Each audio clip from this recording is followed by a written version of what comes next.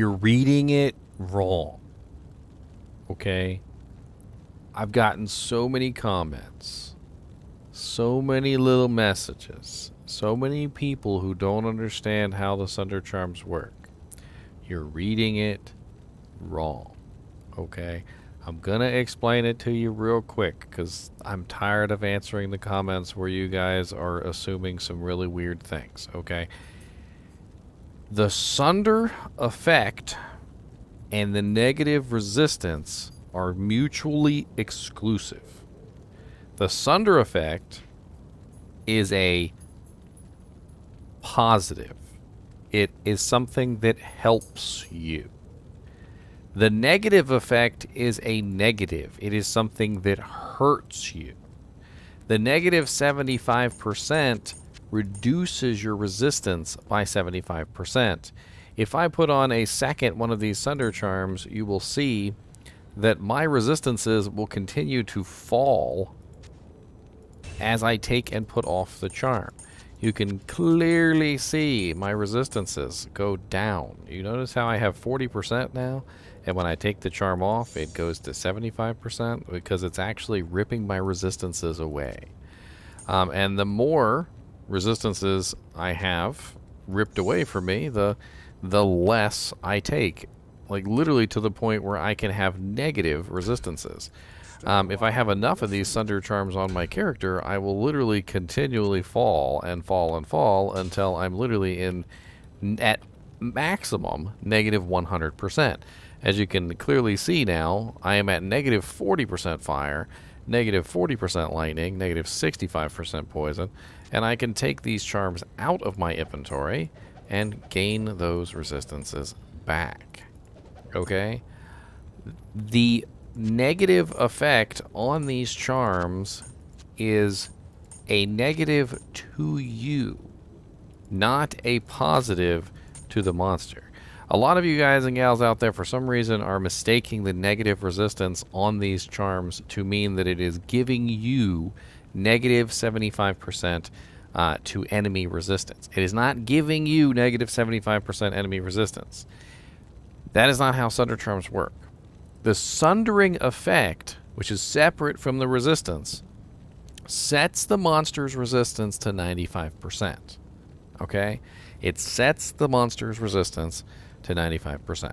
That is all it does. Nothing else. So if the monster is at 3,000% cold resistance, they are set to 95.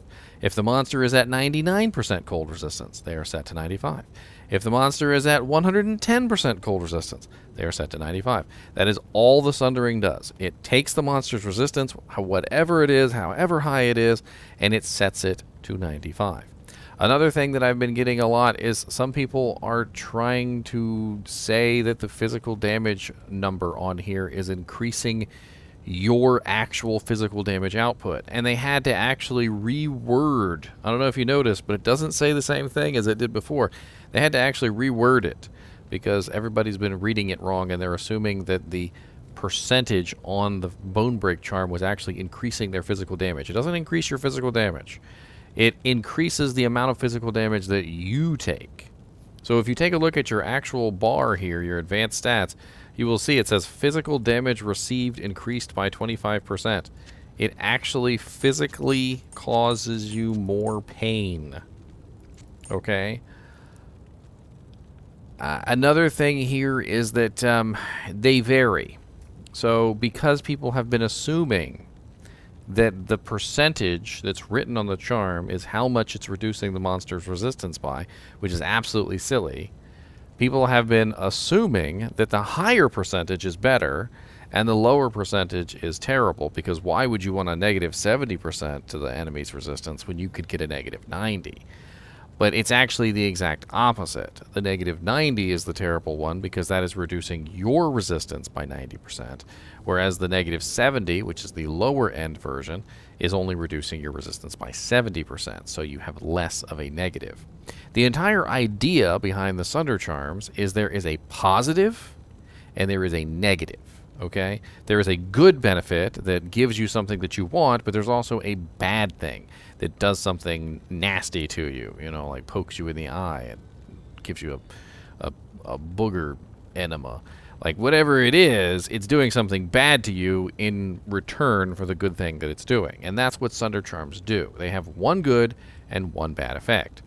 And just make sure that you're understanding what these effects are. You want a lower percentage on the charm. The lowest percentage is the best. The Sunder Charms reduce the monster's resistance to 95%, effectively breaking that immunity.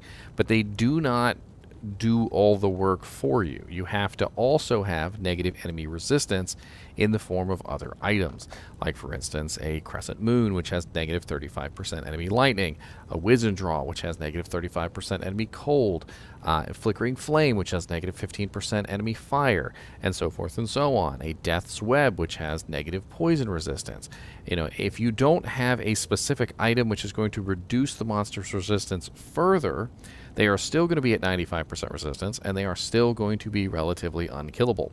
95% resistant is still a lot of resistant. If you dish out 1,000 damage to a monster, take away 95% of 1,000, and how much damage are you left with? It's not a lot. The monster is going to laugh at you because it's like you're literally throwing rocks at him. I just thought I would make this video to help clear up a lot of these misconceptions, because I'm getting way too many comments of people who are confused and think that the negative resistance is actually being applied to the monster. I'm getting way too many comments for people that think that the physical damage received on the Bone Break Charm is actually increasing their damage. You know, there is a lot going on here with the with the craziness involved around the Sunder Charms, and I hope that this clears it up a little bit. I hope it clears the air. Anyway, as always, thank you for watching, and keep watching.